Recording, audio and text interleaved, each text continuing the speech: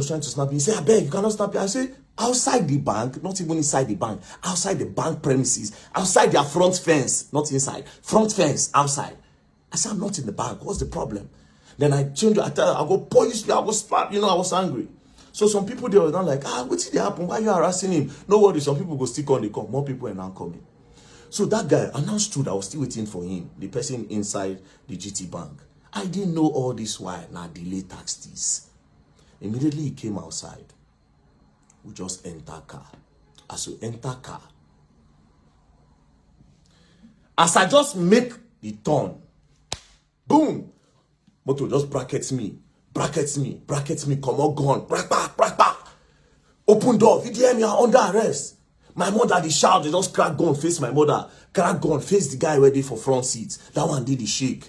Now, me, being me, I wanted to say, under arrest for what? And maybe sit down on the ground and say, until you tell me why I'm under arrest, I'm not going anywhere. But my mother don't dey scream. The guy don't dey shake. Do you understand? I see how they were moving. I said, okay, you know what? Let me just obey. What's the worst that can happen? Next thing, the guy just slapped me for head. Come on, just put blindfold for the other guy face. Just try inside car. Say, man, they enter inside. I say, bro, you don't need to slap me, bro. Talk to me, normal. Go enter the car. Not the fear you're gone, bro. If you talk to me, normal, I will enter your car. I am a Nigerian. I don't run. I am not a fugitive. Do you understand? I'm not wanted in the country. I don't run. I don't hide. So what's with this treatment? Just push me, enter the car, lock the door. The driver say, don't fuck up. This one, that. We're now going. We just move forward. They carry my mother at the back of the other car. They drove behind us. We got to the front. The guy just came out, just crack his gun. Just say, open your phone. Open your phone. She said, open your phone. Me, I no answer. Then I looked at the guy. They saw that the guy was shaking. Then I said, I will fucking shoot your legs. Open your phone. This guy almost pissed in his pants. It traumatized this guy, bro. Now, he was not shaking. He now opened the phone and now gave them. Then I said, video, open your phone. Now, me, I don't look, say, the target is this guy. Like, they will always use this guy to get to me. I mean, I don't want anything to happen to him. I shall just carry the phone and I gave them. Say, I just want to put the phone off. That's what they said. Shall carry. They blindfolded me, blindfolded us. We're going. Now, me, I know Abuja very well. I knew where they took me from. And because I know Abuja and I know the Mumu, I knew, okay, this road will follow. If not DSS, they'll follow like this, right? We passed. We're going. They went straight. When they turned to use the other bridge, before the Beggar Bridge. Yes, the bridge before the Beggar Bridge.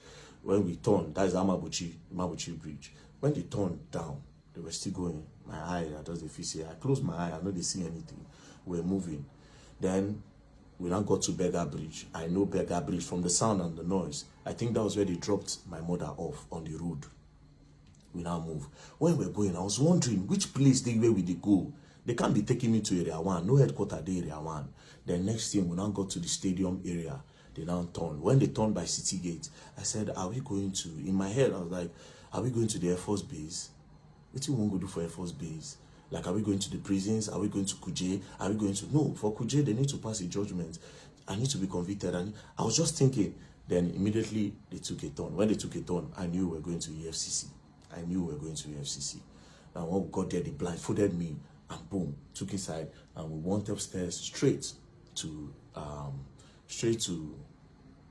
the cell. They threw me inside. They removed the blindfold. I just sat down. Then after like 2-3 hours, they came, they got me, everywhere was dark. Then they brought me outside, sat down, and they now said, VDM, this is the EFCC. They now put on their cameras. When they put on their cameras, then I said, we are going to interview you now, and you are going to answer everything we are going to ask you. They said that. I said, I'm not going to answer you anything. First of all, why did you kidnap me? You would have sent me an invitation. I will come. I am not running. I don't fear nobody. Police send me an invitation. I go there because I'm not a thief. Do you understand? I'm not a thief. I'm not a criminal. So why did you kidnap me like that? They said, we sent you an invite. I said, I did not see any invite. If you send me an invite, I will see it. Now, let me tell you the craziest part. I have access to my email now. I still don't see an invite. There's no invite on my email. I don't check. I'm no invite anywhere. Do you understand? I don't see invite. But that's by the way. So they said they sent me an invite, and that they tried to send it on WhatsApp.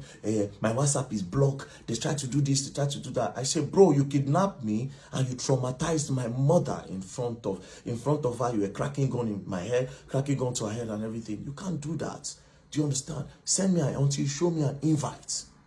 I am not going to answer you.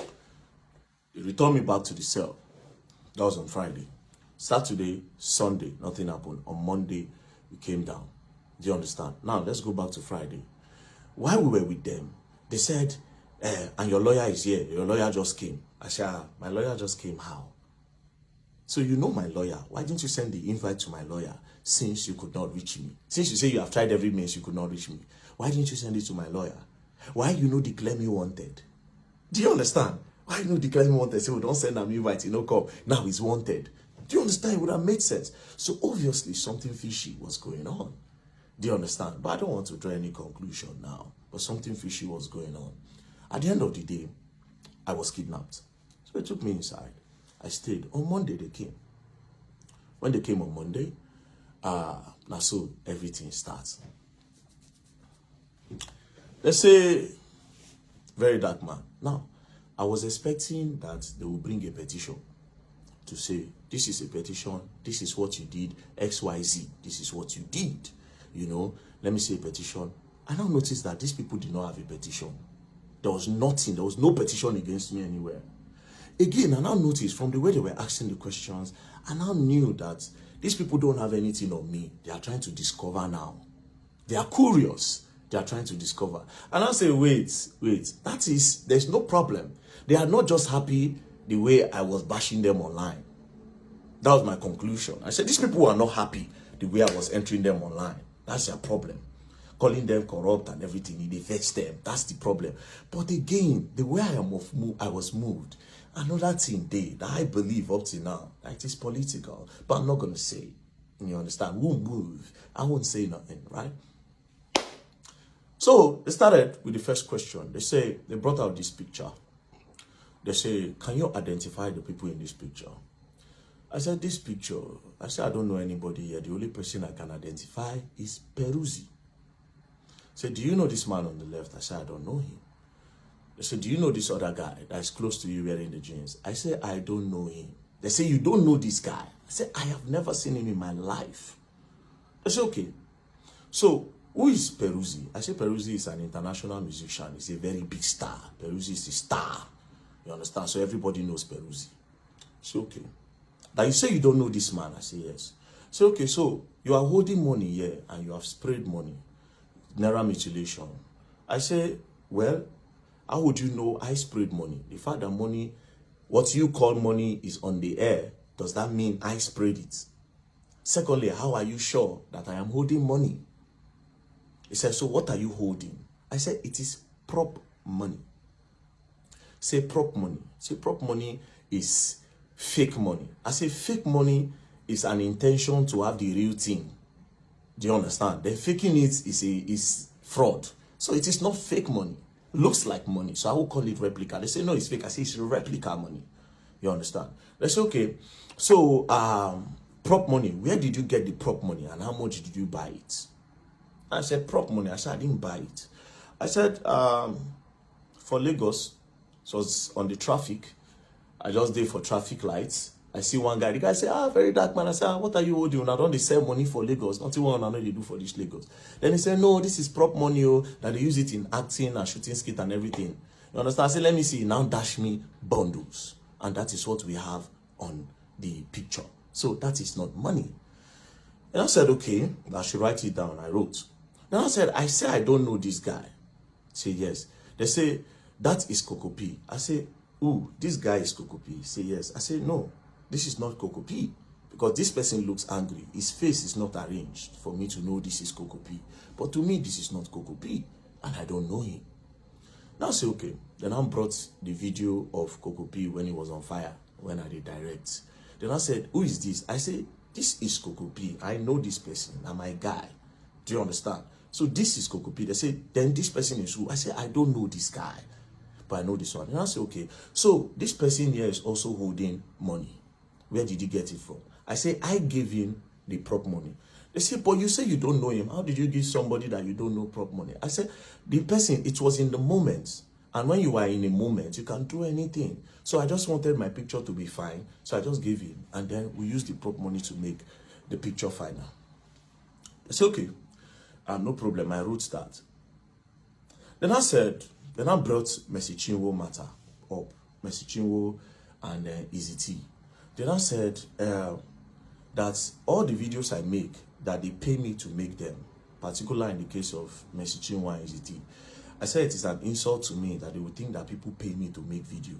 That anything I make, any video I make, it is because I want to make them and it is my own opinion to make. Do you understand? And it is my fair comment I make. They say, okay, that I should write it down that I was not paid. I said, obviously I was not paid and nobody can pay me. Do you understand? Now, I now said, let's go back again. I said, you asked me about this Naira. What happened to Okoya children? You did not ask Okoya children. You talked about Okoya children, but you did not do anything to Okoya children. Then I said that the Okoya own, that they called their family, that day they were going